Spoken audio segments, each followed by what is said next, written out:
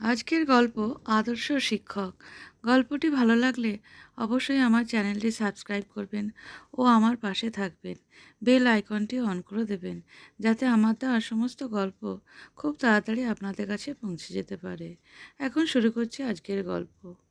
Bimal sir ক্লাসে ঢুকতেই দেখলো ছেলেমেয়েরা তপনকে চোর চোর বলে চেঁচাচ্ছে ও ওর ব্যাগ থেকে সমস্ত বই খাতা বের করে ছুঁড়ে ছুঁড়ে ফেলে দিচ্ছে। আর তার পাশেই অসহায়ের মতো দাঁড়িয়ে কাঁদছে তপন। ক্লাস 10-এর অপরিণত এই ছোট ছোট ছেলেমেয়েদের এই ধরনের আচরণ দেখে বিমল স্যারের নিজের প্রতি খুব রাগ হলো।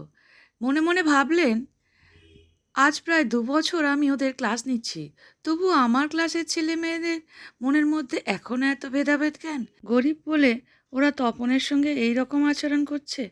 বিমল স্যার সবাইকে যে যার জায়গায় বসতে বলে নিজে নিজের চেয়ারে বসলেন। তারপর তপনকে কাছে ডাকলেন ও জিজ্ঞাসা করলেন, কি হয়েছে, তুমি আমায় বলো। তপন কাঁদতে কাঁদতে বলল, আমি মিতার পেন চুরি করিনি স্যার। প্রায় সঙ্গে সঙ্গেই ক্লাসের অন্য ছেলেমেয়েরা চেঁচিয়ে উঠল, স্যার, পেনটা তপনের ব্যাগ থেকেই পাওয়া গেছে, তাই তপনই ওটা চুরি করেছে। এরপর বিমল স্যার সবাইকে জিজ্ঞাসা করলো, আচ্ছা, তোমরা কে কে তপনের বন্ধু? তারা হাত তোলো তো। প্রায় 30টা ছেলেমেয়ের মধ্যে একটিও হাত তপনের বন্ধুত্বের জন্যে এগিয়ে এলো না। এ থেকেই বোঝা যাচ্ছিল তপন দিনের পর দিন কি অসহায়ভাবে নিজের পড়াশোনা চালিয়ে যাচ্ছে। ও গরিব বলে যখন তখন ওকে চোর বলতেও কারোর এতটুকু কষ্টও হয় না। বিমল স্যার এবার হোমওয়ার্কের খাতাগুলো হাতে করে নিয়ে বলল, আচ্ছা, তোমাদের খাতাগুলো আমার কাছে আমার ব্যাগে রয়েছে, তাহলে কি আমি তোমাদের খাতাগুলি চুরি করেছি? সবাই একসঙ্গে বলে উঠল, না স্যার, আপনি কেন আমাদের খাতা চুরি করবেন? ওগুলো তো আমরাই আপনার কাছে জমা দিয়েছিলাম। বিমল স্যার বলল, তাহলে এটা তো সবাই বুঝলে যে পেনটা তপনের ব্যাগে পাওয়া গেছে বলেই তপন চোর হতে পারে না।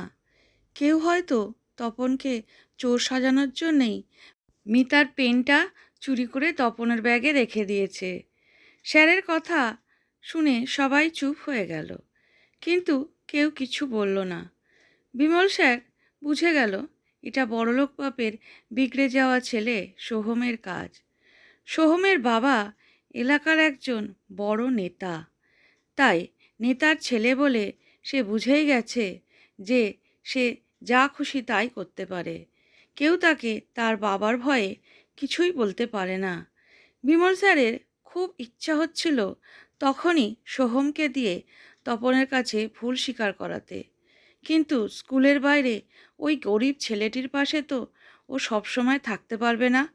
আর অপমানিত হলে সোহম ও সোহমের বাবা কেউ ওদেরকে ছাড়বে না। এইসব চিন্তা করে বিমল স্যার চুপ করে গেলেন। পেনটি যেহেতু পাওয়া গেছে, তাই কাউকে আর চোর বলা যাবে না এখন। এই বলে বিমল স্যার বললেন, এখন আমি তোমাদের একটা গল্প শোনাবো। সবাই চুপ করে বসে মন দিয়ে গল্পটি শোনো। তাতাই, সুমন, আকাশ ও পলাশ, এরা চারজন ছিল পরস্পরের বন্ধু। তোমাদের মতো স্কুলে যখন পড়তো তখন থেকে ওদের বন্ধুত্ব তৈরি হয়েছিল। চারজন সব সময় একসঙ্গে স্কুলে যেত, খেলাধুলো করত, আড্ডা মারত। ওদের মধ্যে সুমন ছিল সবচেয়ে গরিব। সুমনের বাবা রিক্সা চালাতো আর সবার বাবা চাকরি করত। গরিব হওয়ার কারণে সুমনের সঙ্গে ওদের বন্ধুত্ব এতটুকুও কমেনি, বরং ওরা সবাই সুমনকে নানাভাবে সাহায্য করত। একবার সুমনের বাবা সুমনের স্কুলের ফিস দিতে পারছিল না বলে সুমনের পড়াশুনো বন্ধ হবার জোগাড় হয়েছিল। তখন ওরা সবাই মিলে নিজেদের জমানো টাকা থেকে টাকা দিয়ে সুমনের স্কুলের ফিয়ের ব্যবস্থা করেছিল। এছাড়া সুমন যেহেতু কোনো টিউশন নিতে পারতো না, তাই নিজেদের টিউশন নোটস দিয়েও ওরা বন্ধুকে সাহায্য করত। এইভাবে পরস্পরের সাহায্য করে কলেজের পড়াশুনো শেষ করে ওরা। এখনও ওদের বন্ধুত্ব এতটুকুও কমেনি। গরিব সুমন এখন একজন শিক্ষক ও জনপ্রিয় নেতা। আকাশ ও পলাশ চাকরি করে, আর সবচেয়ে বড়লোক ছিল যে সেই তাতাই এখনও বেকার। এখন ওই সুমনের বাড়িতেই অন্যান্য অনেকের সঙ্গে ওদেরও আড্ডা বসে। তাই গরিব বলে কাউকে ছোট করো না। বলা যায় না কখন কে তোমার কাজে লেগে যাবে। আর তোমরাও তো পারো তোমাদের গরিব বন্ধু তপনের পাশে দাঁড়াতে, তাকে একটু সাহায্য করতে। তপন তখনও মনটা খারাপ করে বসে আছে।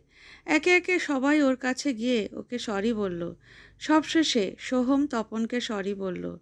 বিমল স্যার তখন বলল, সোহম, তোমার বাবা তো অনেক বড় লোক, অনেক সমাজসেবাও করেন, তা তুমিও তো পারো তোমার বন্ধুকে একটু সাহায্য করতে।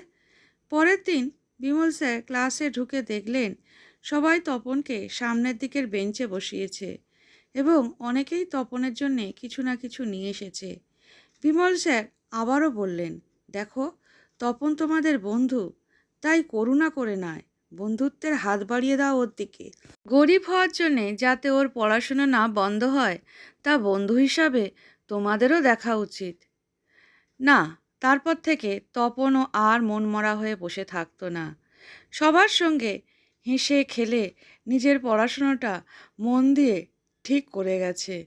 কারণ সে স্যারের গল্পটা শুনে এটা বুঝেছিল একমাত্র পড়াশোনা দিয়েই সে তার একটা সম্মানের জীবন তৈরি করতে পারবে।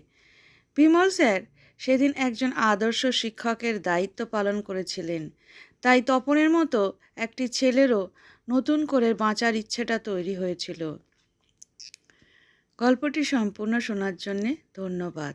গল্পটি ভালো লাগলে কমেন্ট করে জানাবেন।